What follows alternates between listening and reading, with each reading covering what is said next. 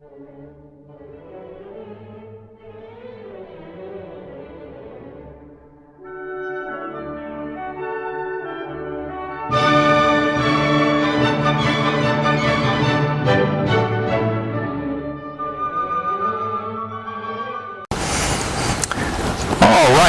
to Introduction to Robotics. This is the beginning of lecture number 5. For the first few minutes, I'm going to have a graduate student of mine, Adam Harris.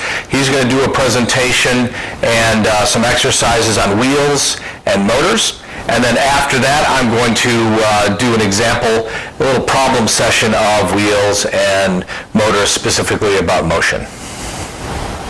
Is that better? That's what you get for taking a class without. That's why you understand anything at all. Good afternoon, everybody. I'm Adam Harris. I'm one of Dr. Conrad's PhD students. He's out of town, so I'm going to do a lecture.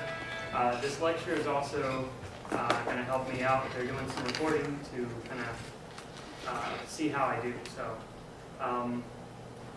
we're going to talk today about wheeled locomotion. So this is like chapter 2.5 to chapter 3 in the book. And if you don't have the book, you can at least look at the pictures. It would be really helpful just to kind of see the layout of some of these wheel configurations. But we're going to go over some of this stuff today. Geared drive versus direct drive, how to drive DC motors, stepper motors, different types of control, and driving configurations, which will be the main part of the using the book. So can anyone tell me, I know that you guys did this last week, who did the presentation on the gears? Yeah. Okay, so when you were talking about gears, you mentioned converting speed and torque and things like that, right? So when you're using a DC motor, usually what you have to do is slow it down. So DC motors, if you were just to run one of these motors, this has a gearbox on it built in, but if you were just to run a DC motor, it runs super fast. So what you do is you put gears on it, and the gears convert the speed into torque. Torque is the turning power of the motor. So whenever you have something like this, you need it to have enough power to move the robot and to be slow enough not to spin on the surface, right? So basically you're going to use gears to convert it by the radius of the gear. That's where you get your ratio of speed. So if you look at this robot, it has, I'm not sure if everyone can kind of see that, but I'm sure you'll see it in the lab. This top gear is really small, but all these other gears that are attached here are the exact same diameter. And what you can do is count the number of gears on each one, or the number of teeth on each one of those gears, and it'll tell you the approximate ratio of what it's going to convert the speed to. So it'll slow the speed down, and then speed and torque are inversely related. So when it slows the speed down, it'll increase the torque, and you'll be able to drive heavier objects, but slower.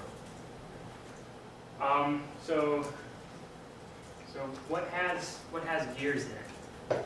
Some guys got examples of things with gears in it that you use all the time? No one wants to say anything? Transmission car. Okay, car transmissions, that's good. Now the reason they do that is because mechanically it's very hard to start a heavy car moving. So you start in a low gear, which has a lot of torque, but not a lot of speed. As you speed up, the inertia of the car kind of helps you jump to the next level, that you can use less and less power, less and less torque to move the vehicle. So what you do is switch to a different gear, and that gearing is set up to go faster, but you can actually, keep going up that chain until you reach, your top gear. At that point, you're going about as fast as you can have that vehicle go. Anything else using gears? Wristwatch. Wristwatch, yeah. So each one of the hands has a different set of teeth on it, and the ratio is set up such that they have the relationship just like a standard clock. You know, 1 revolution equals 1/60th of a revolution for the minute, and or 1 revolution of the second is 1/60th of a revolution of the minute, and then you can figure out the rest of the whole clock mechanism, but it's basically just different numbers of teeth following the same master gear. Whenever you're using gears, touching gears actually rotate in opposite directions. So with this top gear, if it spins clockwise, the one under it that's touching it, that will spin counterclockwise. And then these two wheels will then, they're touching the center gear with gears of their own. And they will both follow the same clockwise pattern the original motor was turning. So you can, basically gearing is all just counting stuff. So if you can count how many conversions you have between the gears and can count the number of teeth, you can figure out all the speed and torque and things like that you need. Let's see. Took a couple of notes here. So there's also, other than gear drive, which is what we would be using a lot of the time, there's direct drive. And so you see this robot has what looks like no gears on it. You can't visibly see any gears on this robot. It looks like the motor attaches directly to the wheel. But if you look closer, in fact, there is a metal box on top of this motor. And inside that is a planetary gearbox. So it does basically the same kind of thing that this gear is doing. It's just slowing down the speed of the motor, converting that into torque so you can have forward, backward motion of the robot. And these are, I think these are the exact same motors. So what they can do is, also to adjust the speed, is to send out different pulses to slow the speed of the motors. We can discuss that a little bit later. So how do you drive a DC motor? Does anybody know? Have any ideas? Have you guys done stuff with motors? I'm sure you have. I know for a fact some of you have. No one wants to raise their hand? Can you connect a motor directly to a processor? No. No? Why not?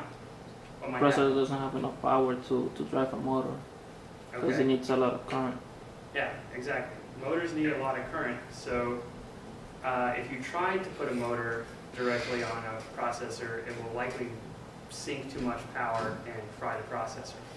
So you need some kind of motor driver. And different types of motors need different types of drivers. And since we're talking here about standard regular DC motors, we can talk about the different ways of connecting up drivers for it. So let's see if I can get this thing to show up so I can Google on it.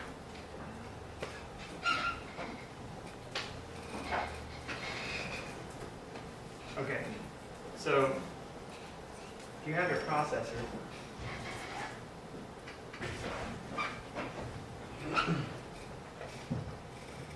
you have a resistor, and then you have some type of driving thing. So what do we use to amplify power?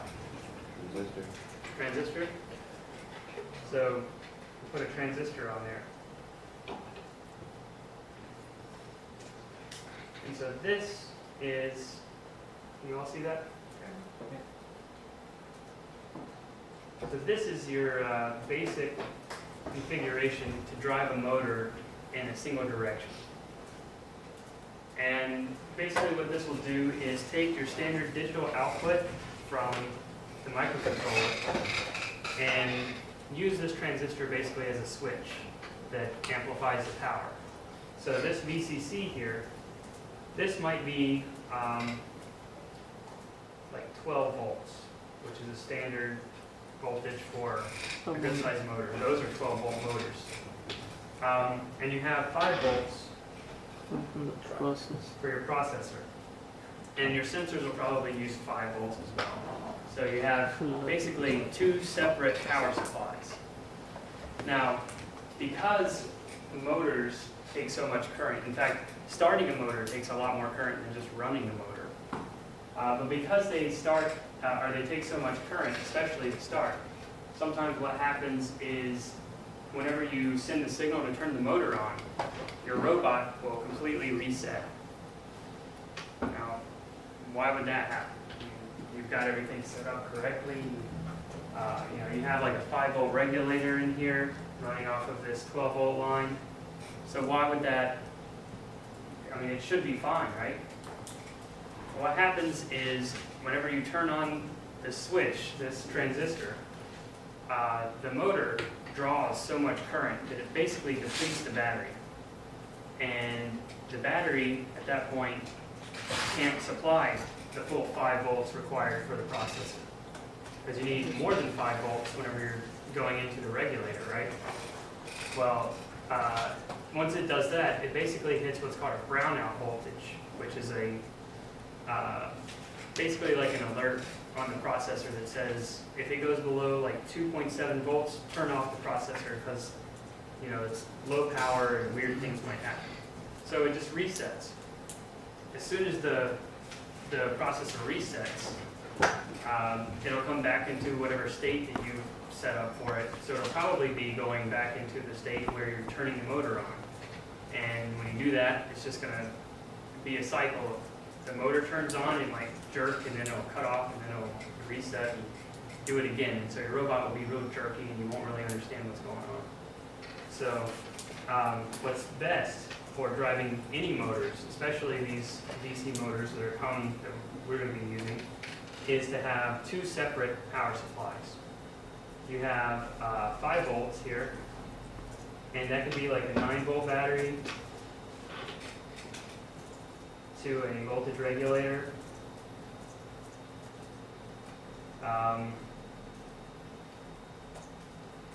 We call that 5 volts. It doesn't have to be 5 volts, but 5 volts is common. And this chip is usually a 7805 or 7L805 or something like that, 78L05. You can find those online, 5-volt regulator.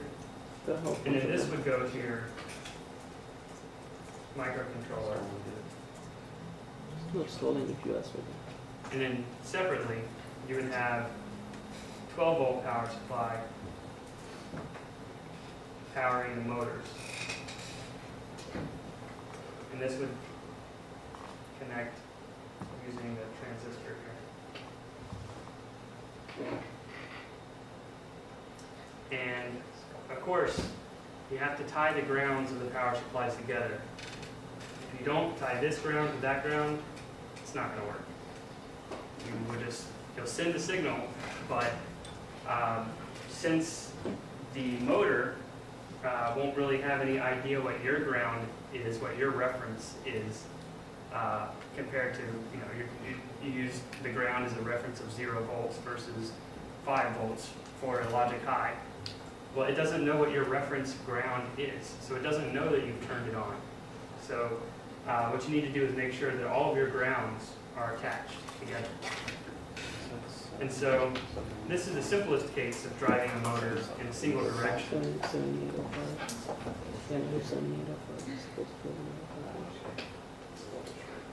So something that I didn't show there.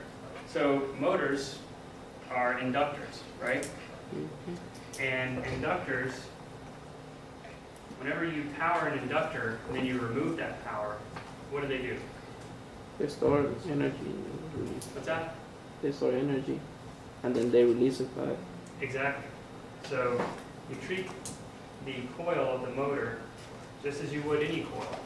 Whenever you have power going across it, it's fine.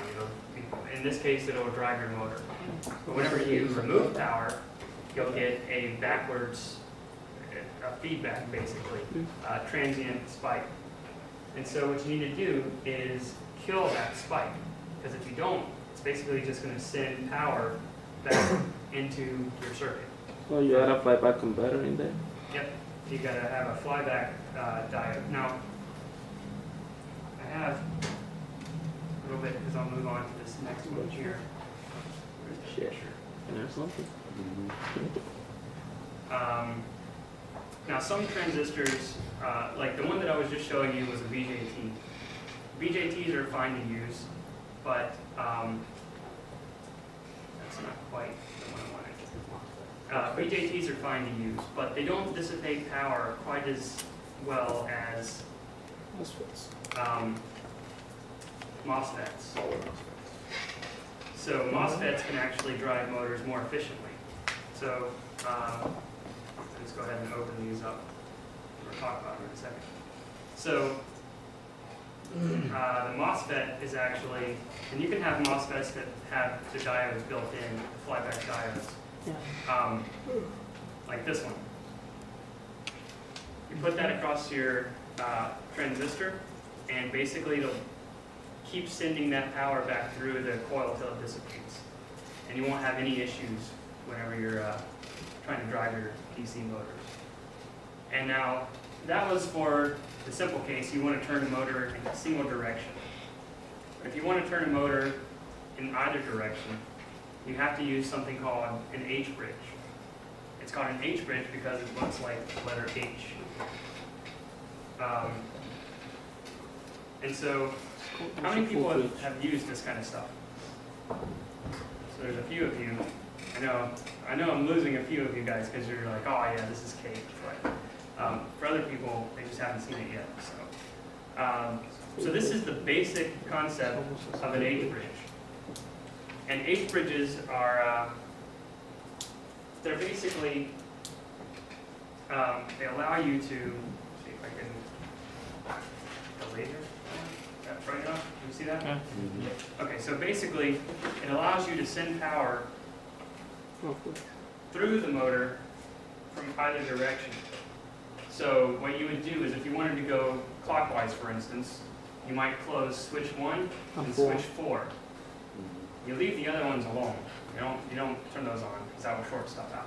But by doing that, you will send the power through switch 1, through the motor, and down through switch 4. And that turns the motor clockwise. To turn the motor counterclockwise, you turn on only switch 3 and switch 2. And you can see how the current flows there. I'm not sure if it's shown up on the video, but by only doing, or only closing one switch on the bottom and the alternate switch on top, you can direct the flow of current one direction or another across the motor. So that lets you have bidirectional control of the motor. And so this is a real example of that. So here you can see they use BJTs to do an H-bridge. And what's important about an H-bridge is you can turn it one way, turn it another way, it's no big deal. But what's really cool is that you can brake the motor. So if you want to go forward and stop dead still and not coast, you send one of these braking signals here. And basically what that does is it shorts out both sides of the motor, like on the bottom, for instance. You would hit C and D, and both of those would stop the motor from being able to spin. Or you send a message to A and B. Those would stop it from spinning. Now, what would happen if you closed A and C at the same time? That motor. You bypass the motor and you just basically short 12 volts to ground. And the same thing between B and D. So whenever you're writing your code, you need to make sure you're not going to send it some kind of funny signal that will damage something. And that will definitely blow those transistors to do that. But like I said, there's other more efficient things to use. So MOSFETs will allow you to, you can basically pump more current through it easier than the BJTs. I'm not sure why I have two different sets of those, but we'll look at this. So basically, it's your standard H bridge, and it's got the diodes in there to prevent from transient spikes, so you won't end up damaging your circuit. And then you have your, this is A, B, C, and D inputs. And you can connect that straight up to your microcontroller and control it using the same kind of truth table as you see on this page. And so that's interesting. Whatever. Why does that matter? Well, that allows you to do simple things. If you have two of these on the same device, you basically have something that can drive each of these motors. And you can drive them both forward at the same time to go forward. You can drive one forward and one back to spin. And you can drive both backwards to go back. And so you have pretty much full control of a device at that point.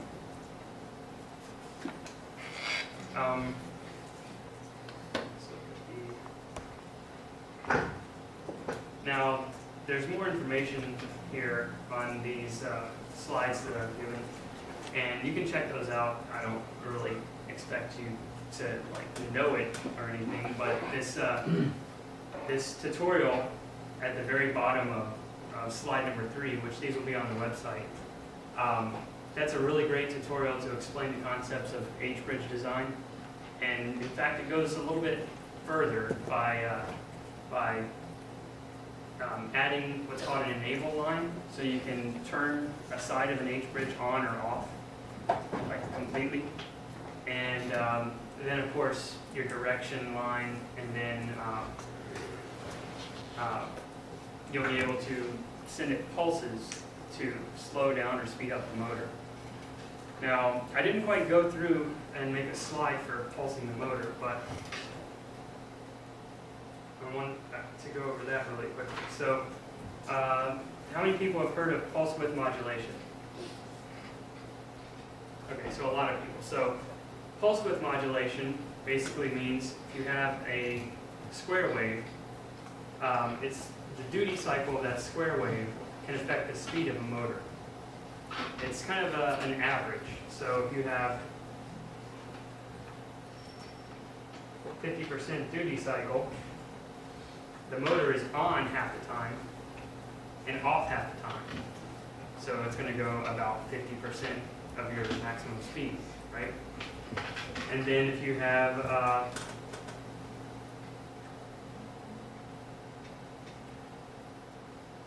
75% duty cycle, it's going to go 75% of the speed. Now this is if you're sending this directly to an H-bridge or another simple motor driver that you build yourself, or you can get a chip that is a dual or quad H-bridge chip that you can use. It's a single chip solution. You just stick your motor on something. But basically by just adjusting the time of the output pulse, you can adjust the speed of the motor. So again, this is like 25%. This is like 75% speed, and this is like 50%. So that might not be the kind of pulse width modulation that some of you guys are familiar with. I know there's servos out there. How many people know how to use a servo? Okay, so fewer people. So servos use pulse width modulation to determine a specific position. And we'll talk more about that a little bit later. But basically you have a span of 0 to 180 degrees. And depending on the pulse width you send it, the motor will turn to whatever degree you're sending, whatever percentage you send it, it will send you to a certain position. And that's only at the frequency that particular servo is working on at. So the next slide is talking about direct drive motors. And specifically, we're going to look at stepper motors. So, who did the stepper motor lecture last week? Yeah, so whenever you're looking at a stepper motor, it has a bunch of different coils. And each one of these coils gets energized at a different time. And that allows the motor to spin at very small distances, a certain number of degrees. And while each one of these coils is energized, it's actually really hard to move the motor from that position. Even small motors can be really, really strong using this setup. But basically, there's different ways of driving stepper motors as well, but this is the simple case in which you're just sending a signal to each one of these coils one at a time. And you can see it's taking a small step every time. That's why they're called stepper motors.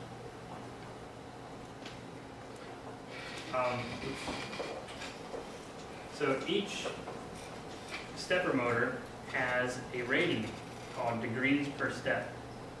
And very common values are 7.5 degrees per step, 1.8, and 0.9. So why are they the values that we're using? Like, what is that? Why are we using those values? Is there any particular reason you think? Well, you have basically 7.5 degrees per step. If you divide 360 by 7.5, it gives you the number of steps per rotation. And so that shows you kind of the resolution, 7.5 degrees per step, and shows you the type of driver you're going to have to build to send it whatever number of degrees you want to send it. So that's 7.5 is 48 steps per rotation. 1.8 degrees is, I've got it written down, 200, and 0.9 is 400.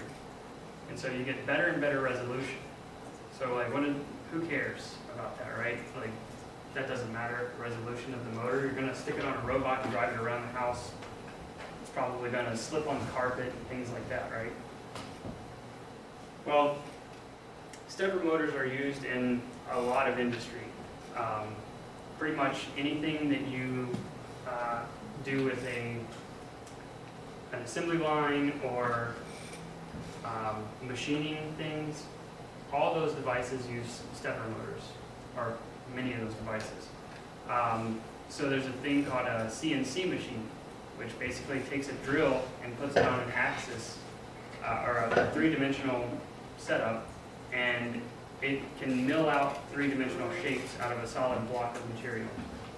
And there's also 3D printers, which can do the exact opposite. Using stepper motors, you step to a certain position and you deposit a material, and you move around as you're depositing. And the smaller resolution your stepper motors are, the better resolution your 3D printer has.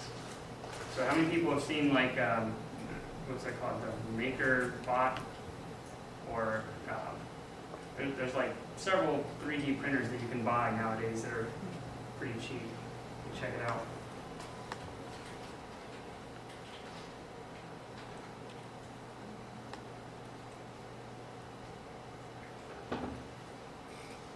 So these are like kits that you can buy yourself for like $1,000, which is actually really cheap for a 3D printer.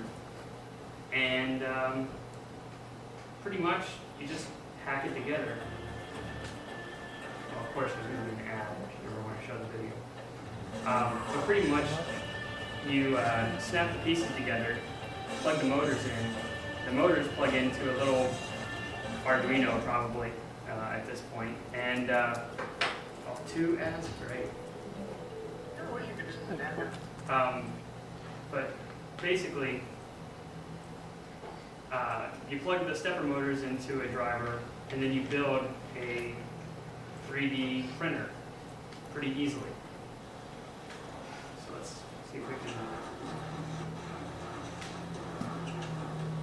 Yeah, we gotta turn those lights on right there. All right. We're on the other Other side. side.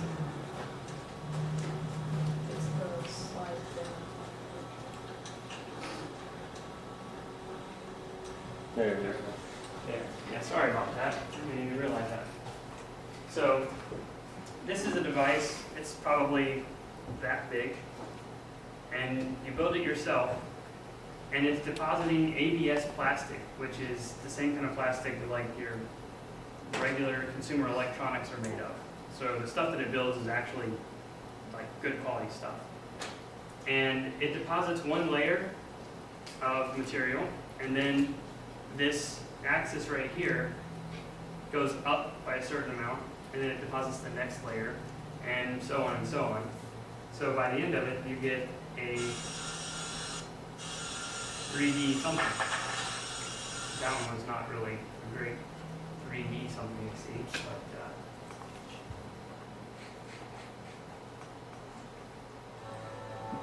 oh, come on. Hi, my name is John Baker. I'm president of CBS. Today, So this shows the concept, from concept to reality, of making something in a 3D printer.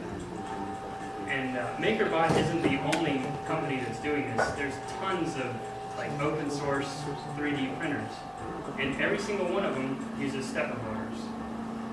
Stepper motors are really strong, they're very accurate, and they're relatively easy to connect up. And in fact, there's something called the frosting bot, and another thing called the sugar printer or something like that.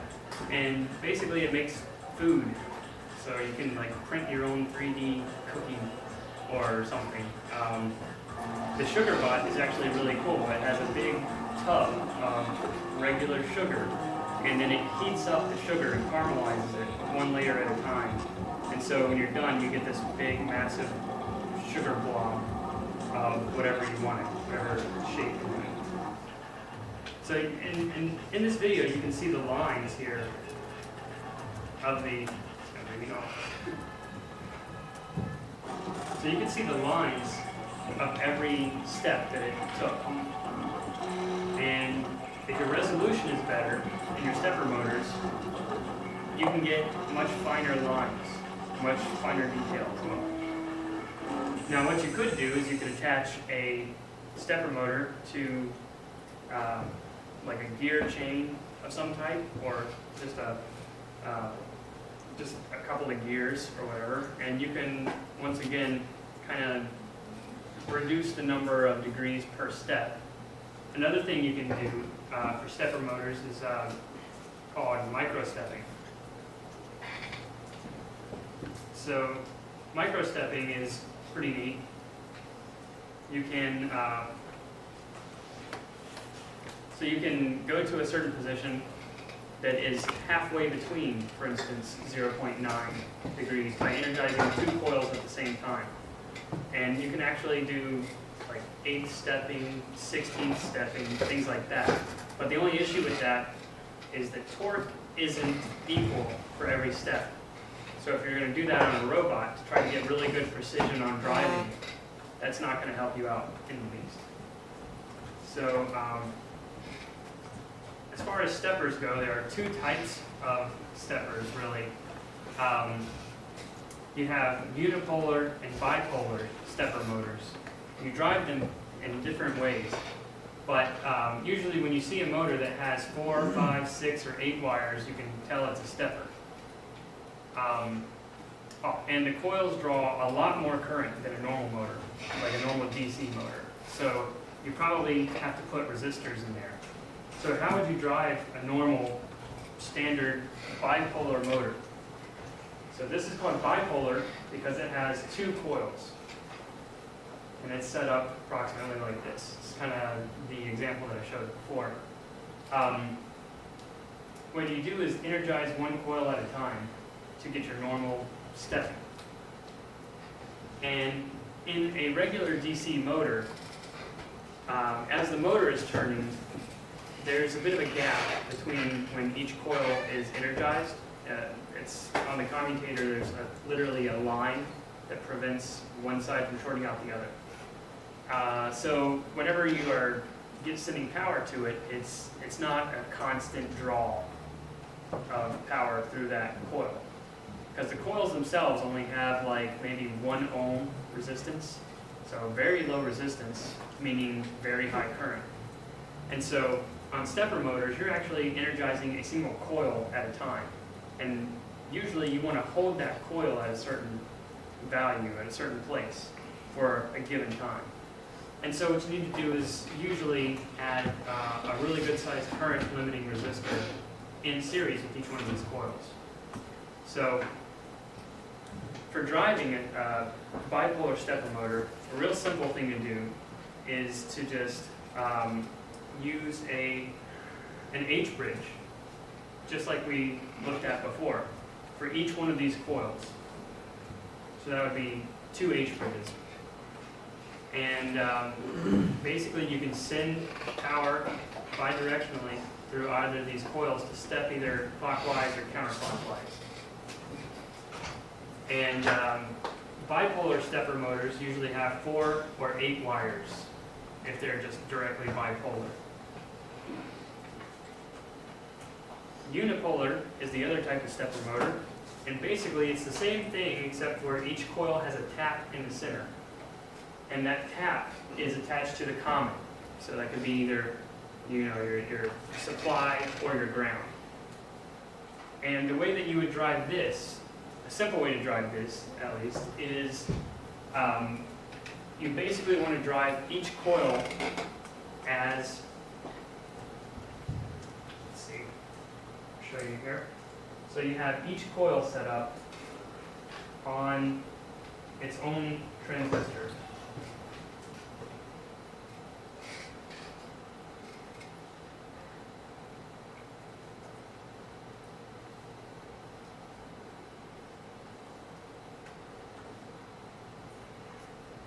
So, well, I messed that up, but that's all right. So this would go actually into another transistor.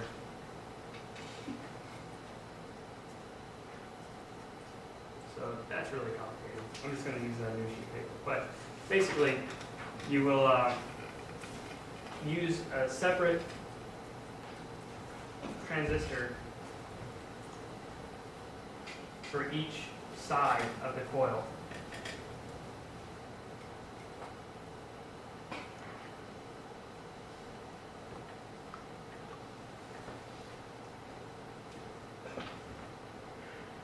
So this is on each coil, it would have a common and a transistor on either side of that. And what you're going to do is simply send a single signal to each one of these inputs for every step you want to do. And of course you got to get the right, you don't want to send to the first coil and then the third coil, because that's not going to step smoothly. You want to send in order. And so what they usually call is like a wave pattern, where you send a binary signal one at a time through each one of the coils, A, B, C, and D. So of course, for the normal purposes, I guess, of just matching what we had on the diagram on the slide.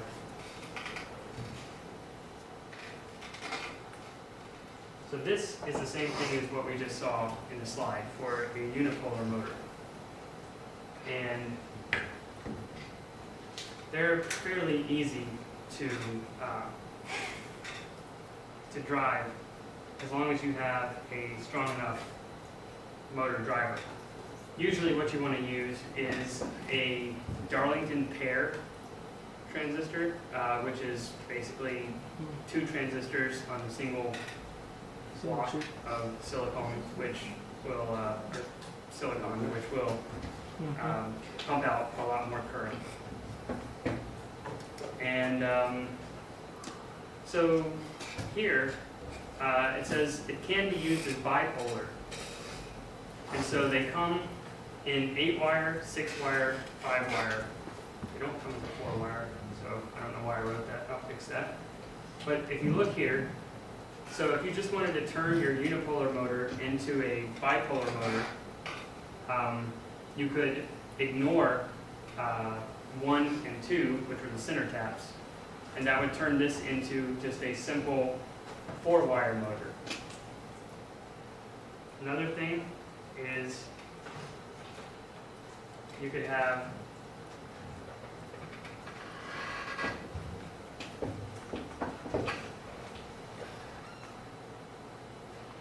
this is an 8-wire motor. And again, you can just tie different things to ground, and you can make it, or VCC, and just make it a single unipolar motor. But you could also turn this into a 6-wire motor pretty simply by shorting those 2 leads. And then if you wanted to make this a 5-wire, you connect this one to that one. And then if you wanted to make it a 4-wire, you ignore those completely. So that would be 5-wire. And then 4-wire would turn that into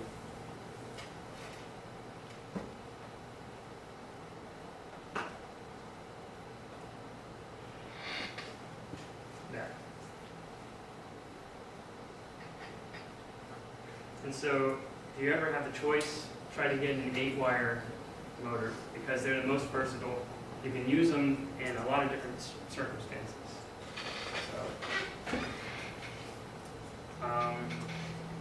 So at this point, it's been about 45 minutes. I know you guys are this is kind of a dry lecture, I realize, but I'm sure you're all ready for a break. So take a break and be back here in 5 minutes. And I don't have much more to go, and then I've got some pretty cool videos at the end. So you got 5 minutes. Go ahead. Good.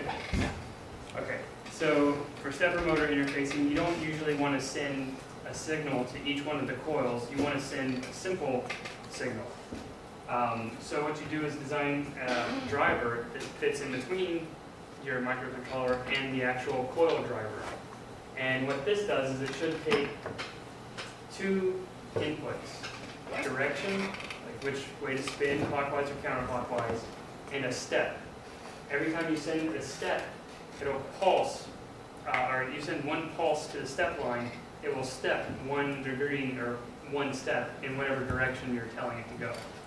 And of course, like I said, you can do micro stepping and things like that, but this greatly simplifies the driving of stepper motors. You can use them really easily. And there's chips out there that are already designed to do just that. Basically, it's a single chip solution. You drop that chip in your circuit, plug a motor in on the other side, just send it step and direction, and that's it. In fact, that's how a lot of your inkjet printers work. You got a little motor in there going back and forth, and you can just take those motors. There's probably a chip on there that's either a Darlington pair driver, which you could do each coil 1 at a time, or you could do step and direction. And so when you're driving motors, there's 2 types of control. There's open loop control and closed loop. And basically, open loop is sending the signal out there and just assuming that it's getting executed correctly. That may or may not be useful for your particular situation. Closed loop, on the other hand, is much more, valid, I guess you could say. This is exactly how servo motors work. Basically, you have a controller that sends a signal to the motor moves, and there's a sensor on the motor that tells the controller whenever it has moved to that point. So it's got a feedback mechanism built in there. And the way servos work is it's a standard DC motor that is spinning. It's geared down usually, or a hobby servo at least. It's geared down because it spins really fast, so the final gear is spinning fairly slowly. And the position of the final gear is relayed back to the controller by the use of a potentiometer. And the potentiometer moves as the resistance varies. You can tell exactly what position the overall output gear of that servo is at. So you can point it in different directions. This is just a overall general concept is you can build robots that have servos and then still kind of just ignore this whole system with the rest of your robot. You can have it in a closed loop, just say like go forward 10 feet or something like that. And you can go forward 10 feet, but you might not go forward 10 feet. You might, the motor might get stuck or something, and it's not going to actually turn. So you need to make sure that any robotic system that you design is closed loop. That way you're absolutely sure that what commands you send, they get verified that they've actually been executed correctly. And that's more into control systems, which are really important in robotics too. Well, how would you know what the motor's doing? You use something called an encoder. There's a lot of different kinds of encoders. There's a pretty simple one here, is a magnetic encoder. And if anybody has like a speedometer on your bike, basically there's a magnet sitting on your spoke, and then a wire that goes down to a reed switch that is triggered by the magnet. Every time the magnet passes, the reed switch closes. And of course, the magnet being attached to your spoke, it's going to spin around and go a certain number of times per second, and the reed switch will open and close every time that magnet passes.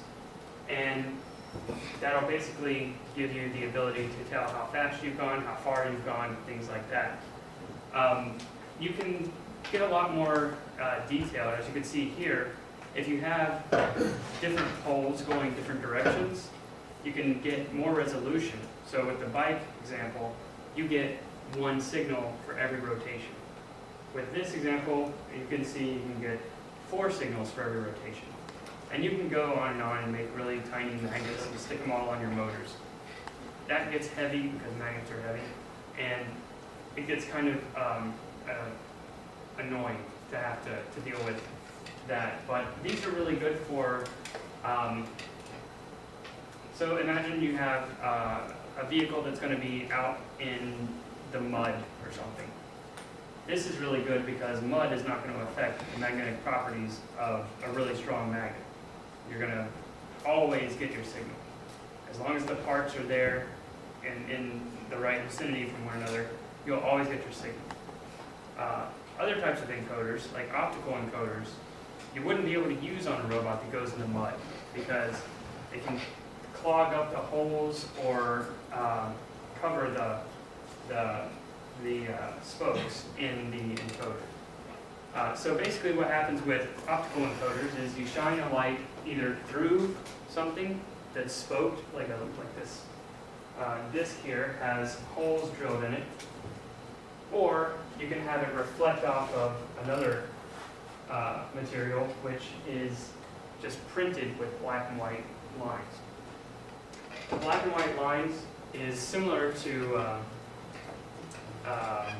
I guess you could say that if you ever take apart a inkjet printer, there's a strip of plastic that has white and black lines on it, or sometimes it's clear with black lines printed on it. And it uses a little encoder to count how many lines down the paper it is. That gives it an approximate position. So whenever you want to do like a margin having half an inch on each line, it can count where the printer head is from the edge of the paper, half an inch, by counting the number of lines that it's going. It also uses stepper motors to count it, but it's a better system than just saying, hey, I've done this many steps, because I might have missed a step. Make sure by reading the encoder disk. So that would make your closed loop system there. The more spokes, obviously, the better accuracy. And here we can have what's called a quadrature encoder, and this is the best thing to use. With a single rotating disc, you don't know which direction you're turning. It could go forward, it could go back, it looks exactly the same. However, with a quadrature encoder,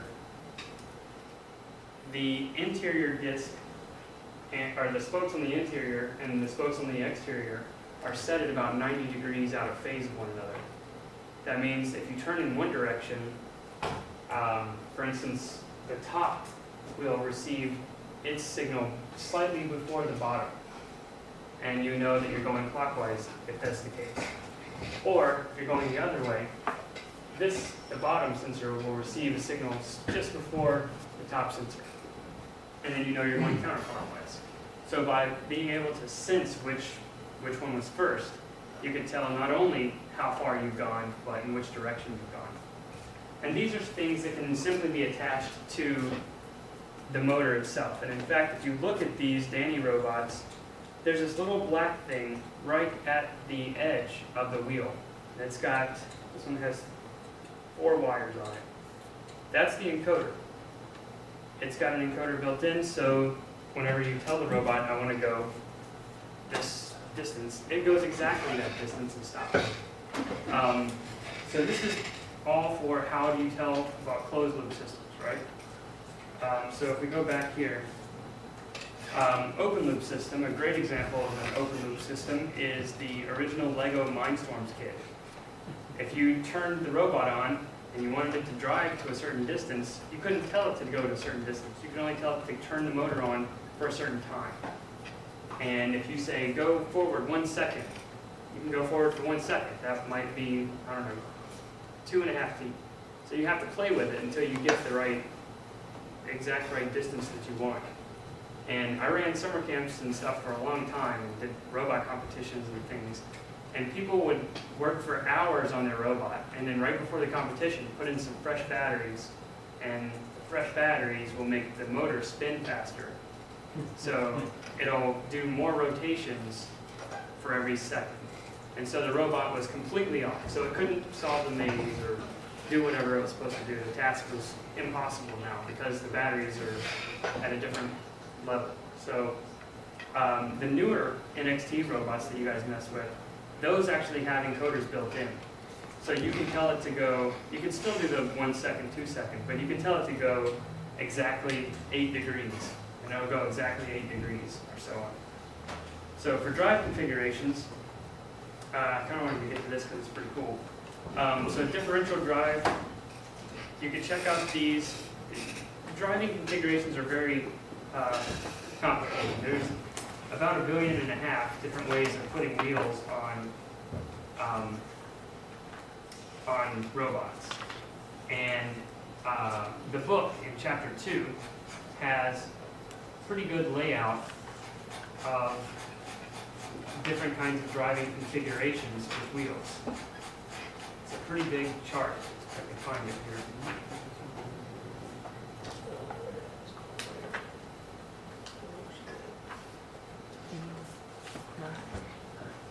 Okay, so it's a pretty big table. So you can see this is a steerable wheel and a solid back wheel. The one that we're probably going to deal with the most is differential robots. They have 1 wheel on either side or 2 wheels on either side. Basically, you control 1 side at a time. So it's like a tank or something like that. And the way that it drives, for this one, for instance, the way this one actually drives is, if this is to spin, obviously 1 side of the vehicle or the other is going to have to slip on the surface. So you can't have 100% grip on both sides and expect this thing to spin. And the same thing with tracks. If you ever watch a tank, it destroys the ground whenever it's spinning or turning. And so a way to kind of get around that, because you can't be accurate when you're slipping. You don't know how far you've turned. So a way to get around that is this, which is called the Swedish wheel. Or there's another word for it, I can't remember. But basically, it's a big wheel with tiny wheels all around it. So this thing can basically give you a near frictionless turn, and you can still be accurate because you know exactly how far each one of these motors is turned. And if you create a robot that has all Swedish wheels on it, you can do some really neat stuff. I'm going to show you some of that in just a second here. So you can see chapter 2 goes into some layouts. Chapter 3 of the book gets into some pretty complicated stuff. If you guys are interested in this, let me know. We could discuss it. But you need to figure out reference frames of the robot and how to kind of do what's called dead reckoning, which is using math and assumptions of your position to figure out where you are or where you're going. So we can discuss that a little later. So here's some examples of the Swedish wheel robots. Come on. And there are quite a few of them actually, because they're pretty common. The wheels are fairly cheap. Are you kidding me, YouTube?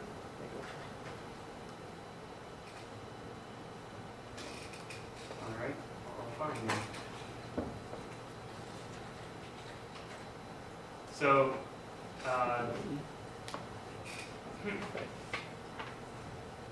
very strange. It must be like not on the internet somehow.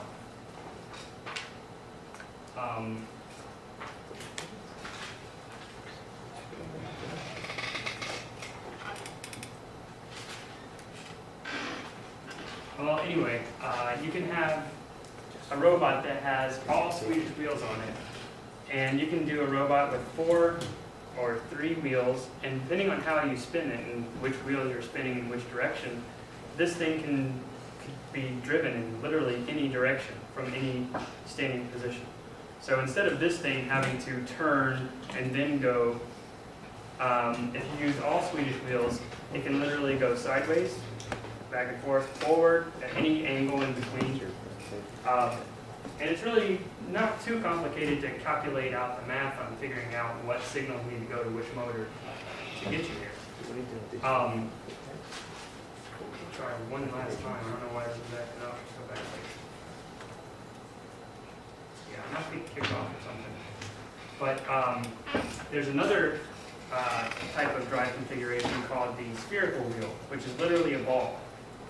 And basically you set several of these Swedish wheels on a ball at different angles. For instance, like 45-degree angle. You set a small ball under it, and you kind of pin the ball there. And you can have pretty much any direction you want. You can have it go there without having to turn or spin or anything like that. And it looks super wicked. So I really highly suggest you look at these links whenever they get posted on the webpage. I'm really disappointed that it's not doing it. But okay, so anyway, we need to do a quiz before the end of the day. It's a quick one. It's pretty easy to do. So pull out a sheet of paper if you would.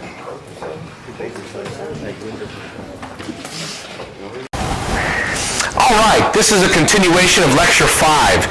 You've learned a little bit about wheels and motors, how to drive them, and I'm going to go through a couple of hands-on exercises that take a look at wheel motion, in particular how a motor with gearing will affect a wheel that you have. So let's take a look at a problem that showed up on a different test, or on a test in the past.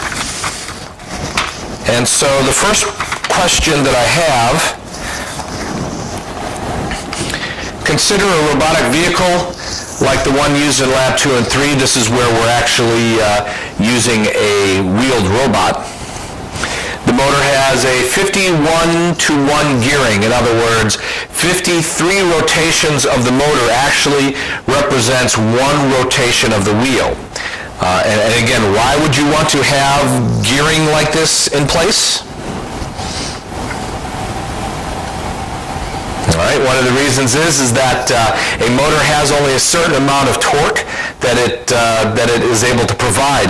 By adding gearing, you're able to get more torque, but it's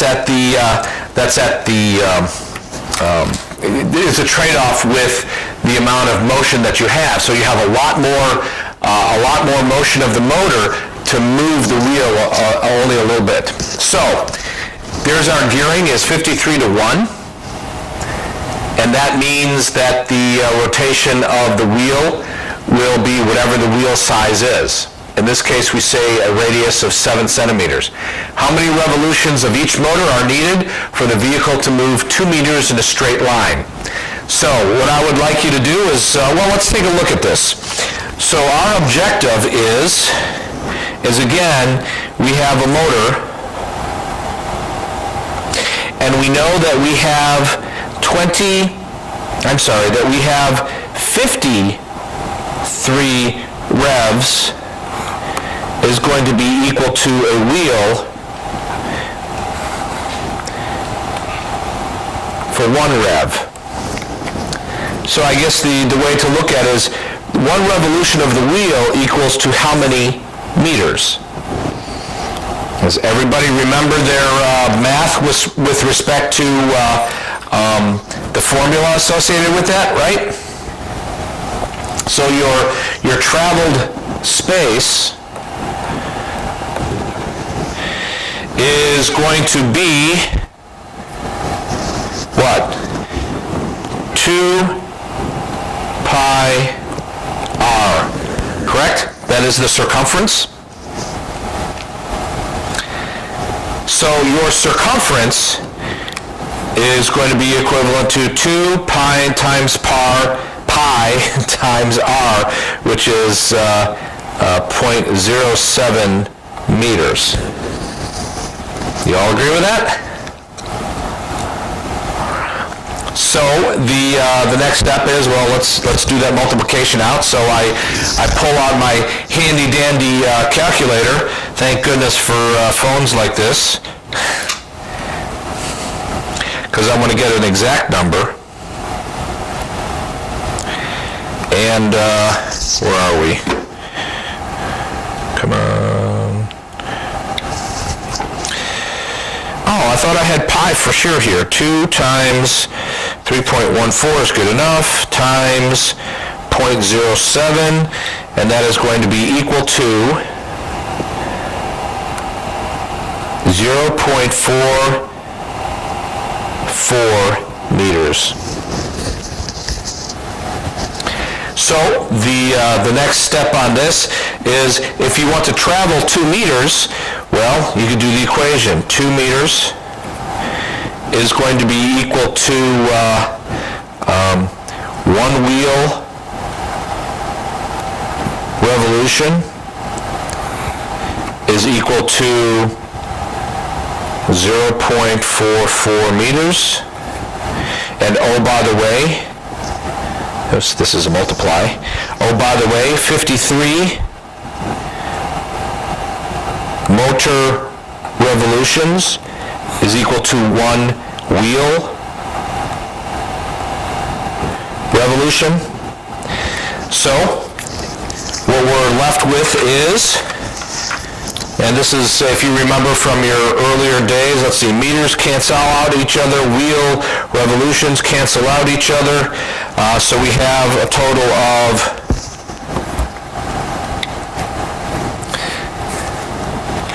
2 times 53 divided by 0.44, approximately 240.9 motor revs.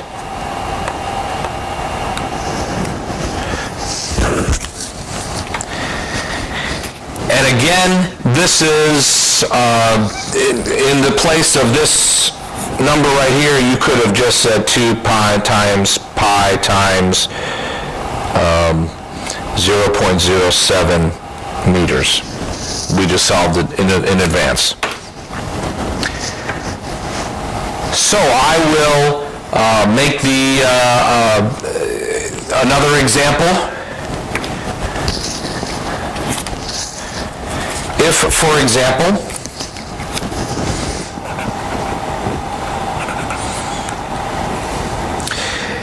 what if you want to travel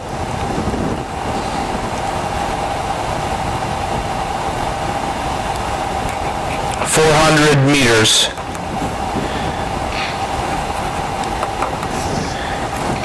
so how many wheel revolutions is this?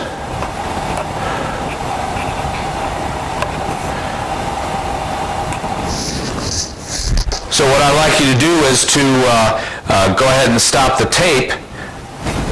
And all right, so what I'm going to have you do is go ahead and figure out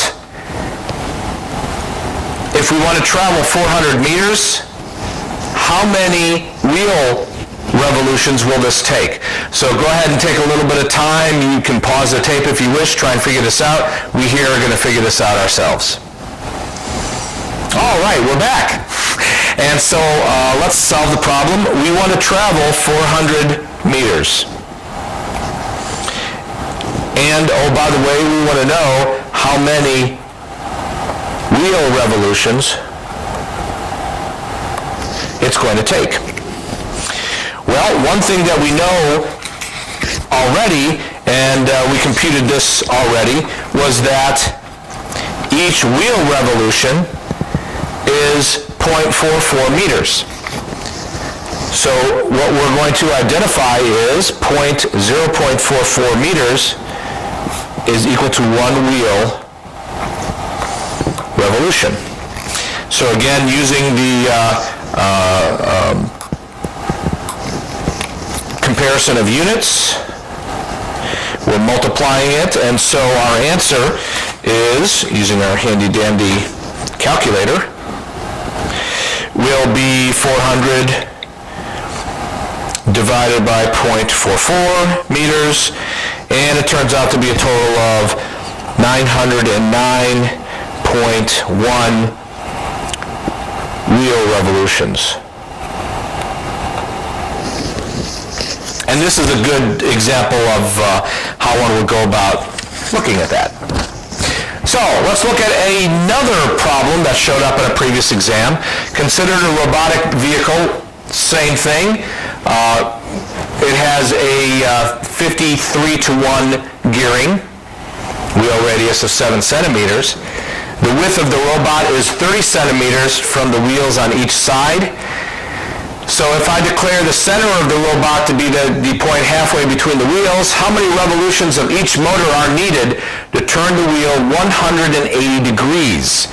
So one thing you need to do is to take a look at visually what this will look like.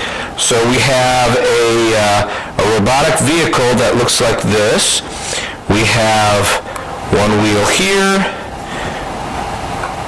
one wheel here for simplicity's sake. And the objective is we want to turn, what does the problem say?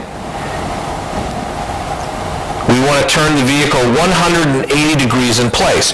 Literally, we want this wheel over here to turn in place around this center point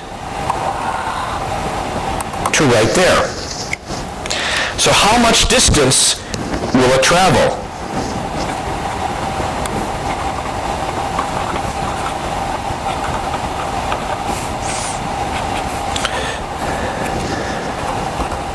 How much distance will the wheel travel? Because, even though the device itself is going to stay in place, we're going to take a look at which way this wheel will go this way. And oh yeah, by the way, this wheel right here is going to move 180 degrees that way, and it's going to pivot on that central point. What did I say in this problem that would help you identify how much distance this is going to be? Well, how do I know what's the distance between here and here? Diameter. It's 30 centimeters, and that's the diameter, which means the radius of this circle that it's going to travel is equal to 15 centimeters, correct? And that means we're going to travel how much of the circumference? One half of it. So the circumference, did I spell that right? Close enough. Is going to be equal to, I should say, the circumference usually is equal to 2 pi r, correct? So in our case, we want 1/2 of the circumference. So our full formula is going to be 1/2 times 2 pi r, and that'll be the distance traveled.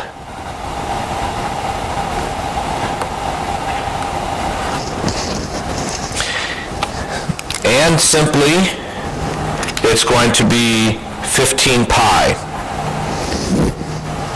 Now I'm going to leave that at that because then what we are going to take a look at is, as we said before, we are traveling, oh by the way, this would be in centimeters.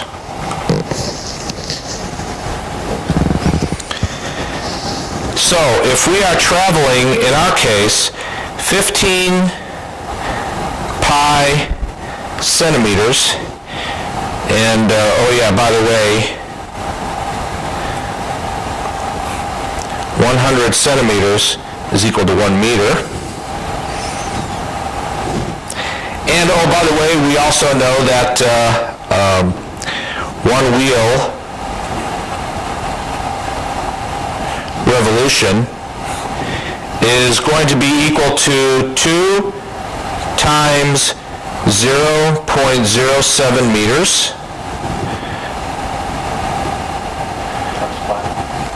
times pi. And oh yeah, by the way, we know that 53 wheel revolutions, motor revolutions is equal to 1 wheel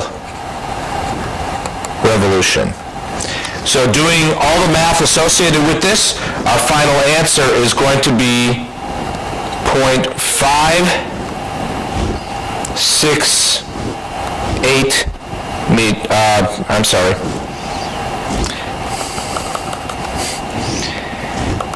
56.8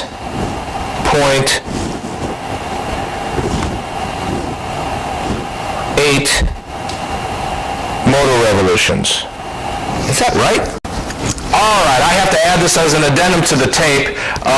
It was pointed out to a student in the crowd that I forgot one of my pi's. That's why I came up with the right answer to begin with, but when I typed it into the calculator, it was not correct.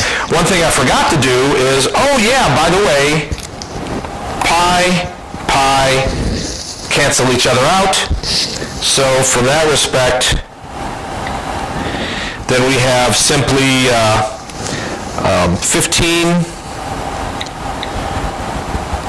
times 53 divided by 2 divided by 100 divided by 0.07. We're back up to the number that I said originally, which was 56.8 motor revolutions. And does that seem reasonable? That seems pretty reasonable to me. So, thank you very much to work with this. The other thing to take a look at is, which way are these wheels traveling? Well, if we say that we're going to go in this direction, obviously which way does this wheel, if you're looking at from this side, which way is it going to travel? The wheel is going to be going clockwise. Which way is this wheel going to be traveling? As you look at the wheel from this side, the wheel will be traveling clockwise. However, if you're putting a motor in here,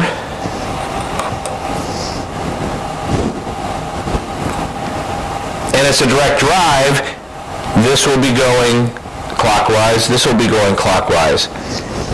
You're staying in place. So one thing to think about is if you are moving in a straight direction, so if instead of doing in place turn, what if you had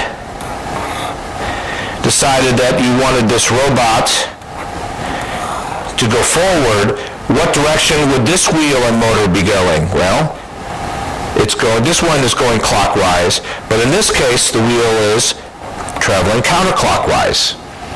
And that's one thing to take a look at with respect to driving motors, and including in that the electronics is that in the case of a robot like this, where you have motors that are not that are not installed like this together, but they are actually back to back, keep in mind that they're going to be 180 degrees out of alignment, out of phase, whatever you want to call that, such that if you want to go forward or backwards, these have to be spinning in opposite directions. All right? So that is it for today's lecture. Thank you very much, and enjoy your test.